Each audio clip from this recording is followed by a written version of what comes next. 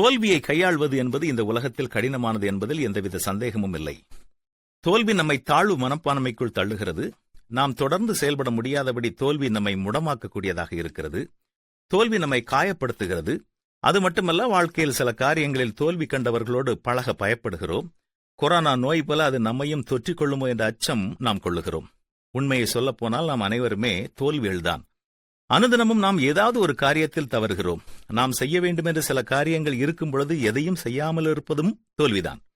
உண்மையில் மிக முக்கியமானது என்னவென்றால், நமது சராசரி நிலை என்னவென்பதுதான்.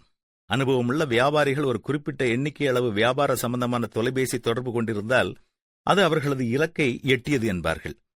அனுபவமிக்க மீன்பிடியாளர்களும் தங்களின் தூண்டில் புழு நீண்ட நேரமாக கடிக்கப்படாவிட்டாலும் அந்த இடத்தில் மீன்கள் கிடைக்க வாய்ப்பு இருக்கும் என்றால் தொடர்ந்து காத்திருப்பார்கள்.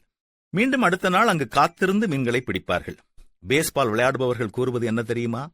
10 முறை பந்தை அடித்தால் 3 முறை அது சரியாக செல்வது சராசரியாக சிறந்தது என்பார்கள். என்ன, 7 முறை தோல்விக்கு எதிராக 3 முறை வெற்றி என்பது சராசரி வெற்றியா? ஆம். இன்று நீங்கள் ஓரிரு முறை தோல்வி கண்டால் சோர்ந்து போய்விடாதீர்கள். ஜெபத்தோடு அந்த சவாலை சந்தியுங்கள். இப்படி நீங்கள் மீண்டும் மீண்டும் முயற்சிக்கும் பொழுது விடாமுயற்சியால் முன்னேறுவீர்கள்.